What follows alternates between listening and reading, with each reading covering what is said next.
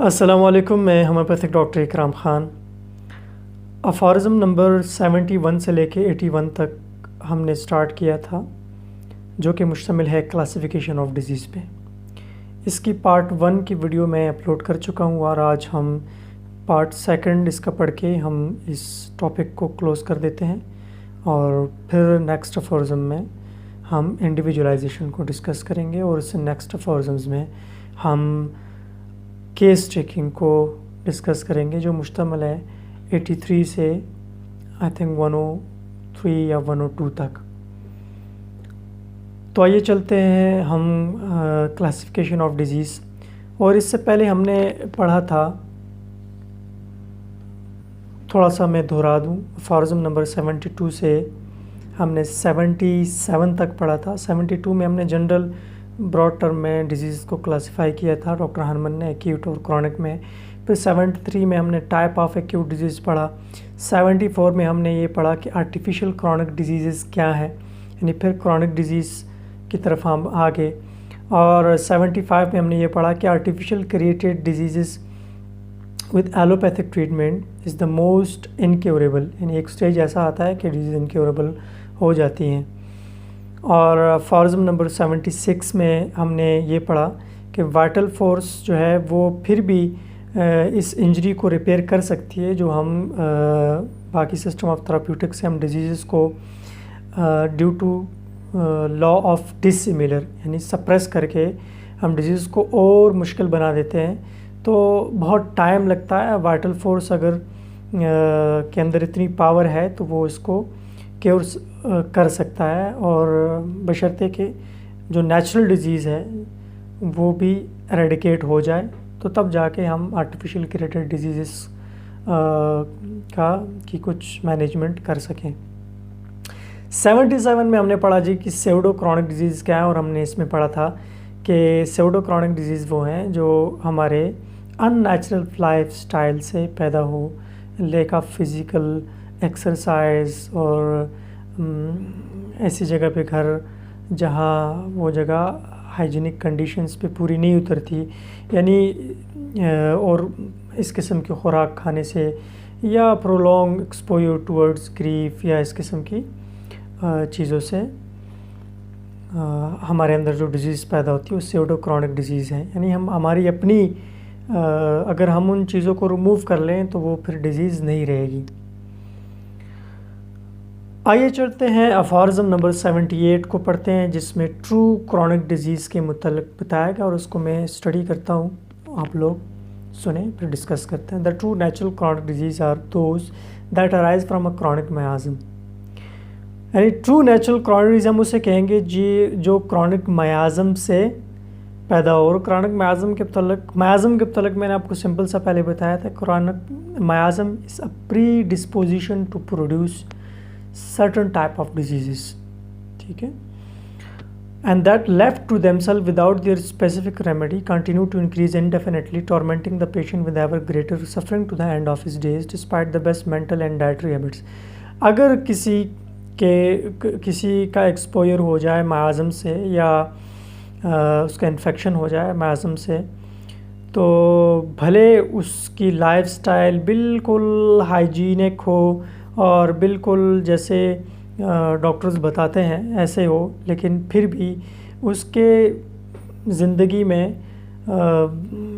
यानी आप कह लें कि आफ्टर 34, 50 या 40 के बाद वो बेशक उसने अपने आप को मेंटेन किया हुआ है, लेकिन उसके अंदर बहुत सारी क्रॉनिक डिजीज़ पैदा होने का ख़दशा होता है। These disease are by far the gravest, more numerous scourges of humanity after those caused by our medicinal abuse। यानी इससे पहले डॉक्टर हनमन ने कहा कि जो आर्टिफिशियल क्रिएटेड डिजीज़ है ये this is the most incurable, और यहाँ इसमें कह रहे हैं कि जो मियाज़मेटिक ट्रू नेचुरल डिजीज़ हैं ये उससे भी ज़्यादा जो है ये मुश्किल केसेस होते हैं। The most robust physical constitution, the most orderly way of living and the most living vital energy are not able to eradicating them. यानी ये आपका सिर्फ डाइटरी हैबिट्स और बाकी जो एक हेल्दी लाइफस्टाइल जो है सिर्फ यही काफ़ी नहीं होगा इन डिज़ीज़ को ख़त्म करने के लिए, जो डिज़ीज़ मयाज़म से पैदा हुई हैं। यहाँ पे एक एक्सप्लेनेशन डॉक्टर हरमन ने की है कि बिल्कुल उभरती जवानी में या फीमेल्स में जब मेंस्ट्रुएशन शुरू हो जाए, बिल्कुल जिसे हम कहते हैं कि जवानी उरूज पे हो, और उसकी जो लिविंग कंडीशंस है वो भी उसके दिलो दिमाग के लिए, उसके जिस्म के लिए ठीक है, तो ये क्रॉनिक डिजीज़ उसकी बॉडी में छुपी हुई होती हैं, डोरमेंट पोजीशन में होती हैं, और वो सब लोगों को बिल्कुल हेल्दी दिखाई देते हैं। और ये डिज़ीज़ अगर उसने एक्वायर किया है किसी इन्फेक्शन से, या उसको विरसे में मिला है मायाज़म, कम्प्लीटली टू हैव डिसअपीयर्ड, ये चीज़ें बिल्कुल डिसअपीयर हो जाती हैं उनके लाइफस्टाइल, सही लाइफस्टाइल से। लेकिन ये उसकी ज़िंदगी के आखिरी सालों में जब जवानी गुज़र जाती है, उधेड़पन शुरू हो जाता है, तो उसकी ज़िंदगी में होने वाले मुख्तलिफ़ हालात व वाक़ियात से आपकी वाइटल फोर्स कमज़ोर हो जाती है, जैसे पैशंस, ग्रीव्स, वरीज और अनसूटेबल मेडिकल ट्रीटमेंट से। तो ये एकदम डिजीज़, वाइटल फोर्स नीचे होगी तो मायाज़म को मौका मिल गया, उसने बॉडी के अंदर जो पहले हिडन था वो उसने डिजीज़ पैदा करना शुरू कर दी। तो ये ट्रू नेचुरल क्रॉनिक डिजीज़ से सिंपल वो डिजीज़ हैं जो पैदा होती हैं मायाज़म से। अब अफॉरिज्म नंबर 79 में क्या कहते हैं जी, until now only syphilis has been somewhat recognized as a chronic miasmatic disease, one that when untreated disappears only at death. तो कहते हैं अभी तक तो सिर्फ सिफिलिस को क्रॉनिक मायाज़मेटिक डिजीज़ पहचाना गया है, जिसका अगर इलाज ना किया जाए तो मौत पे ये ख़त्म हो जाती है। सिफिलिस आप लोगों, ये एक सेक्सुअली ट्रांसमिटेड डिजीज़ है, और सिफिलिटिक पेशेंट के साथ सेक्सुअल इंटरकोर्स हो जाए तो इसका जो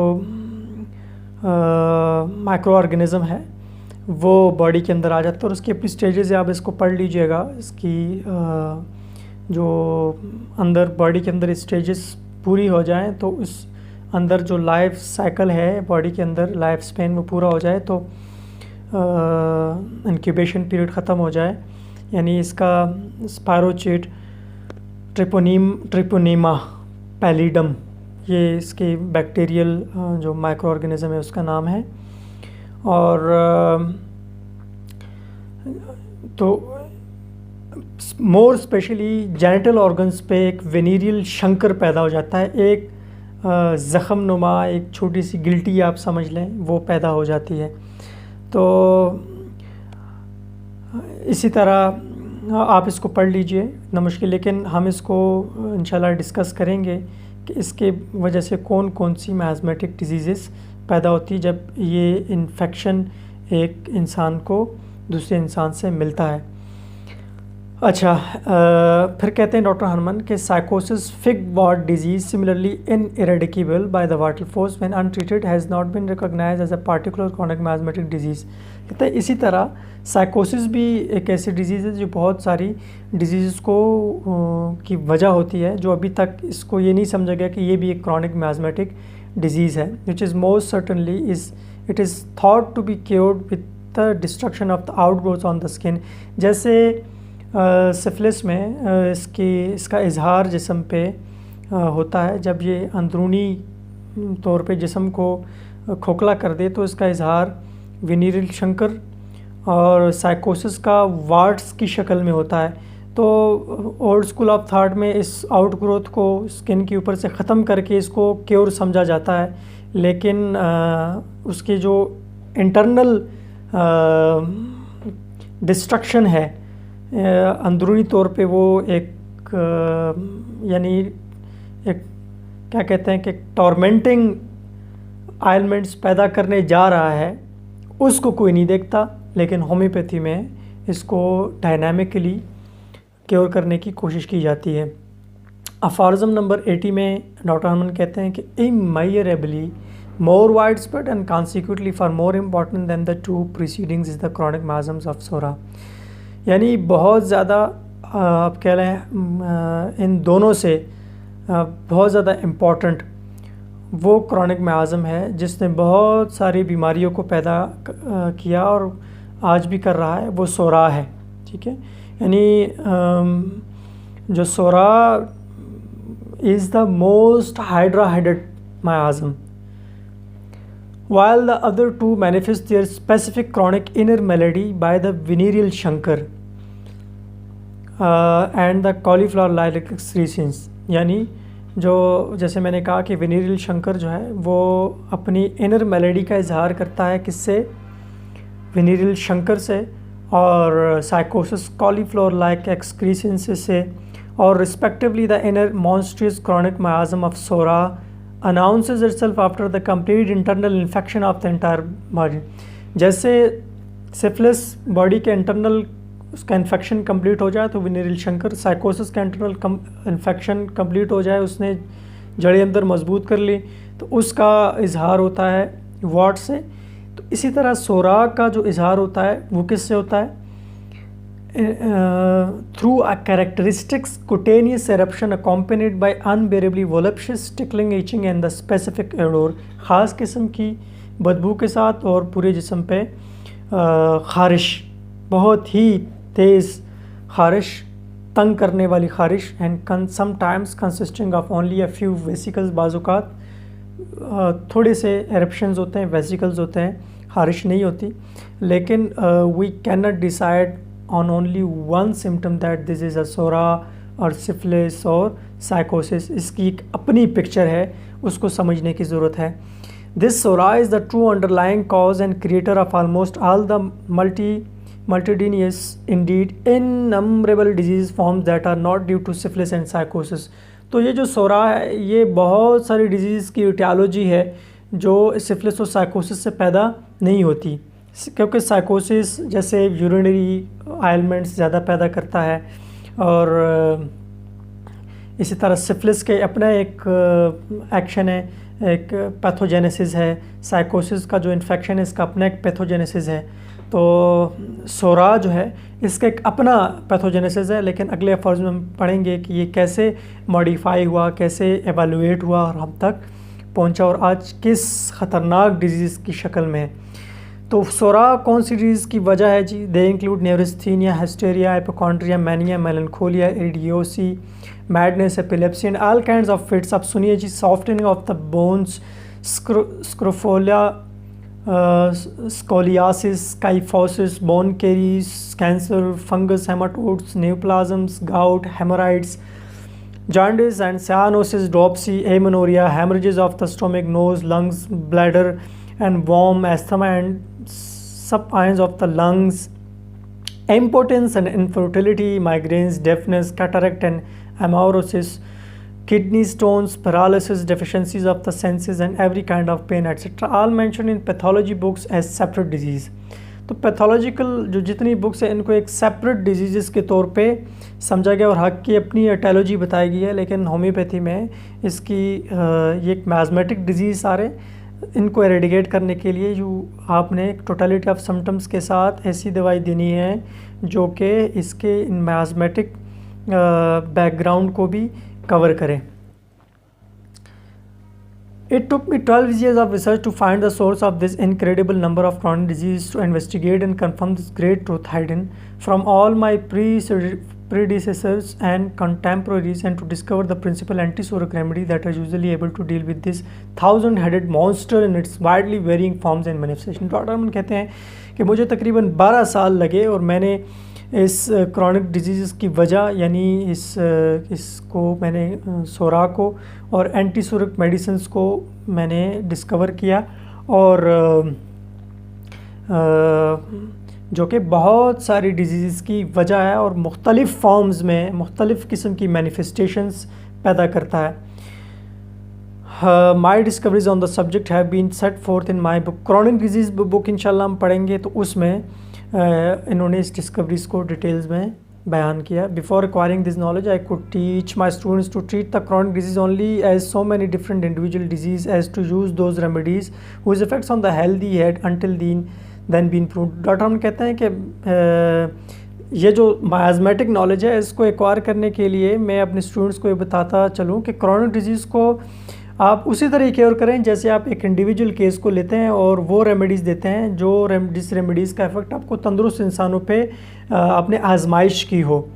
Thus in each case of chronic disease my disciple treat the group of symptoms, यानी हर एक chronic disease में आपने group of symptoms को फॉलो करने। तो group of symptom में essential part mathematic symptoms की भी होनी चाहिए, ठीक है। तो जब आप टोटलिटी ऑफ सिम्टम्स पे आप रेमेडी सेलेक्ट करते हैं तो ऑटोमेटिकली आपकी जो रेमेडी आएगी वो एंटी मायाज़मेटिक होगी, अदरवाइज़ आपने रेमेडी ठीक सेलेक्ट नहीं की। They often relieved it to such a degree that sick humanity could rightly rejoice over the wealth of remedies already available to the new therapy. But how much more reasons do they have to rejoice now that they are so much nearer to the desired goal, now that I have published with special instructions on their preparation and use homeopathic remedies discovered subsequently, which are far more specific for the chronic complaints stemming from SORA. The true physician can now choose from among these remedies the ones whose medicinal symptoms most homeopathically match the chronic disease to be cured, and which thus almost without exception bring about perfect cure. देखिए doctor Harman यहाँ ये नहीं कहते कि माज़म के लिए आप totality symptom में अलग दवाई दें, माज़म के लिए अलग दें। कहा कि अब मैंने कुछ ऐसी मेडिसिन इंक्लूड कर दी है कि वो ऐसी डिजीज़ को कवर करे जो सोरा से निकली हो। तो आपने क्या करना है, आपने सिर्फ होम्योपैथिकली जो मैच होती है क्रॉनिक डिजीज़ से जो रेमेडी है आपकी मेटी रेमेडी है आपने जस्ट फाइंड आउट करनी है, तो उससे आपको आप केसेस को क्योर करने की आपके अंदर सलाहियत पैदा हो जाएगी। फॉर्स नंबर 81 को देखते हैं। The gradual transmission and incredible development of this ancient contagion for hundreds of generation and through many millions of human organism explains to some extent the countless disease forms into which it has evolved throughout the entire human race, especially when we consider the greater number of extrinsic factors and the indescribable diversity of distinct congenital human constitution that have contributed to the formation of this great variety of chronic disease secondary symptoms of SORA। यानी doctor Harman ये कहते हैं कि सोरा का मुख्तलिफ इंसानों से आगे ट्रांसफ़र होना और फिर कुछ एक्सट्रिंसिक फैक्टर्स ने इसको इवॉल्व कर दिया, इसको फर्दर मॉडिफाई कर दिया, और आज सोरा जिस फार्म में मौजूद है, डॉक्टर हनमन ने 200-250 साल पहले किताब लिखी है, तो उन्होंने कहा कि ये आज जो क्रॉनिक डिजीज़ हैं वो great variety of chronic disease को सेकेंडरी सिम्टम्स ऑफ सोरा बोला गया है। तो ये generation to generation psora, the monster, the hydra headed miasm, ये इवॉल्व हो चुका है आज के ज़माने में, ठीक है। तो आज हमारे लिए बहुत मुश्किल है, लेकिन नामुमकिन नहीं है। It is no wonder that so many different often prolong internal and external noxious influences should produce such an endless variety of deficiencies, deteriorations, untunements and suffering in such widely varying organism permeated by the suric miasm hitherto the old pathology has mistakenly presented them as a disease in themselves under a multitude of particular name। तो doctor Harman ये कहते हैं कि ये सारी disease सोरा से निकली हैं और मुख्तलिफ जैसे हमने ऊपर नाम पढ़े हैं, तो इस पर आज मिस्टेकिंगली लेबल लग गए हैं कि ये डिजीज़ हैं, उसकी ये इटियोलॉजी है, पीछे जो बड़ी इटियोलॉजी है उसको कोई नहीं देख रहा। तो एक्सट्रिंसिक फैक्टर्स की बात हुई थी कि जिससे सोरा इवॉल्व हुआ है, वो क्या है जी, उसमें आपकी आ जाती है climate, particular natural conditions of the place of habitation जहाँ आप रह रहे हैं, irregularities in the physical and moral education of youth, neglect, distortion और over refinement, physical and moral abuse in professional और private life, diet, human passions, various morals, customs and habits, ये सारी चीज़ें सोरा हम तक पहुँचते पहुँचते पिछली नस्लों से ये फर्दर एवॉल्व होती गई और आज तरह तरह की डिजीज़ की शक्ल में हमें सोरा मिलता है। मैंने आप दीज उन जो डॉक्टर हनमन ने जो कहा कि पैथोलॉजिकल लेवल की बात जो पिछले पार्ट में भी मैंने कही, उसको देख लेते हैं। Many of this incorrect names can mean different things. The same name can describe completely different disease condition which often have in common only one symptom. जैसे उनने लेबल दिए हुए हैं जी, एक jaundice, dropsy, consumption, leucorrhoea, haemorrhoids, rheumatism, apoplexy, convulsion, hysteria, hypochondria, melancholia, mania, angina pectoris, palsy, etc., each of which is taken to be an unchanging fixed disease and treated according to established routine on the basis of its name. तो old school of thought में बस एक disease name है, उसके ऊपर एक standardise protocol है, उसको दिया जाता है। बाज़ औक़ात सिर्फ वन सिम्टम उसके अंदर होती है और इससे वो डिजीज़ को सप्रेस कर रहे हैं। How can a standardisation of name justify standardisation of treatment? And if identical treatment is not always called for, then why use an identical name? यानी एक जैसे नेम है और कंडीशंस बिल्कुल डिफरेंट है। अगर एक जैसे अगर उसके लिए आइडेंटिकल ट्रीटमेंट नहीं है तो फिर आइडेंटिकल नेम क्यों रखे गए हैं? ये डॉक्टर हनुमान का क्वेश्चन है जी। विच मिसलीडिंग इम्प्लाइज इट। तो यहाँ पे Indeed, no more deadly evil has ever stolen into the art of medicine than the imposition of certain general names on disease, as well as the wish to adopt a certain general medicine to them. ये एक हुक्म है, whose insight and sensitive conscience command respect.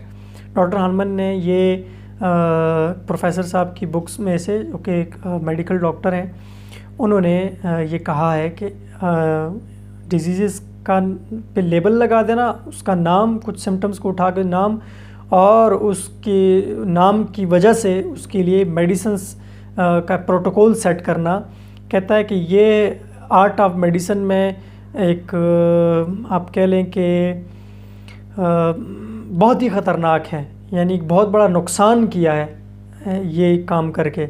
इस तरह फ्रिड्स कहता है जी, एनालिन वॉल्यूम 1 पेज नंबर 80 में, also complain that essentially different disease are called by the same name. Different disease है और उनको सेम नामों से, आइडेंटिकल नेम से पुकारा जाता है। The old schools give specific name even to those wide spread acute disease that may indeed be propagated by specific unknown infectious agent within each individual epidemic.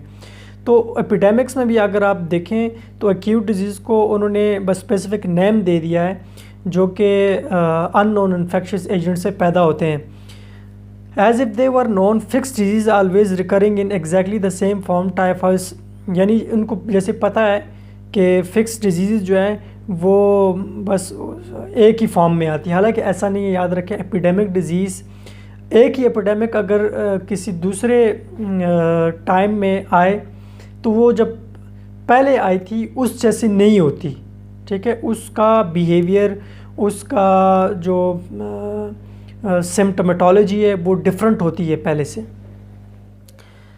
Yet each epidemic of such migrants fevers manifests each time as a new disease that has never before existed in exactly that form. It differs greatly in its course, in many of its most prominent symptoms, in its whole behavior. Each appearance is so dissimilar to all previous epidemics, whatever we call them, that one would have to forswear all logic and precision of thought to give such widely varying epidemics the name established by accepted pathology and to treat them. यानी एक epidemic पहले आई और बाद में वही epidemic आई कुछ अरसे बाद, तो ये याद रखें कि वो पहले जैसे मैनिफेस्टेशन उसकी नहीं है, लेकिन आपने पहले से लेबल लगा दिया और वही प्रोटोकॉल बाद में भी यूज़ कर रहे हैं, तो this is wrong.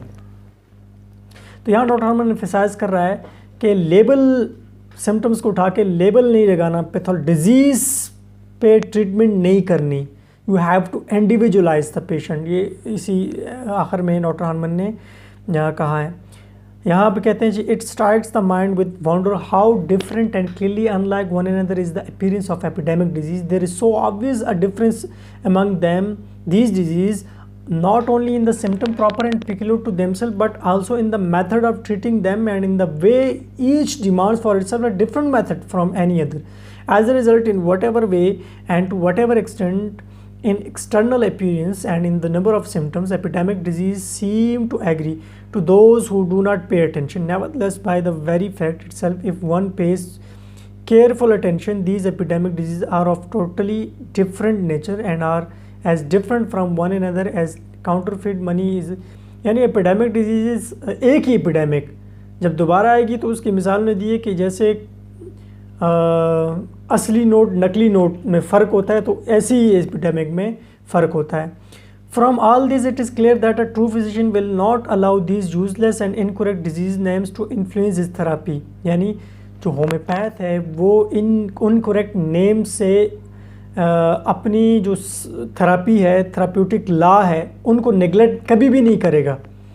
He knows not to judge and treat disease according to the nominal similarity of an individual symptom, but rather according to the totality of patient symptoms. He must carefully uncover the patient suffering and never jump to conclusion about them on empty hypothesis. देखें बहुत सारे homeopath हैं जो pathologies करते हैं और जो कहते हैं जी कि पैथोलॉजीज़ को बेस बना के, तो डॉक्टर हार्मन ने इसको इनकोरेक्ट नेम्स कहा गया है, तो उसको बेस बना के रेमेडी आप कभी भी इंडिविजुअलाइज नहीं कर सकते हैं, रेमेडी सेलेक्ट नहीं कर सकते। तो अगर आप एक रेमेडी देना चाहते हैं, single remedy, potentise remedy in a minimum dose, then you have to individualize the patient. Nevertheless, if one still believe that now and then it is necessary to use particular disease name in order to communicate to the common people. बाज़ औक़ात जो है ना patient आपसे पूछ लेता है जी मुझे क्या बीमारी है, तो डॉक्टर हार्मन यहाँ कहते हैं कि उसको बताने के लिए बेशक आप नाम बता दें, लेकिन वहाँ आप कलेक्टिव नेम बताएं। यानी one might say for example that patient has a kind of a dropsy, a kind of nerve fever. Instead आप कहते हैं कि तुम्हें ड्रॉपसी है या तुम्हें नर्व फीवर, नहीं, उसे ये बताएं यार तुम्हें काइंड ऑफ फीवर है जी, तुम्हें काइंड ऑफ ड्रॉपसी है, ठीक है, तुम्हें काइंड ऑफ लीवर डिजीज़ है, ठीक है। मतलब उसको एग्जैक्ट बताने की ज़रूरत नहीं है। अगर ये ज़रूरी समझा जाए कि ये भाई डिजीज़ का नाम इसलिए ज़रूरी है कि हम पेशेंट हमसे पूछते हैं, तो ये सिर्फ पूछने की हद तक ठीक है। हाँ, to select the minimum remedy there is no need to focus on pathological labels given by the orthodox school of thought, the old school of thought। Forge number 82 में हम नेक्स्ट इंशाल्लाह पढ़ेंगे कि इंडिविजुअलाइजेशन ज़रूरी है। Thank you so much.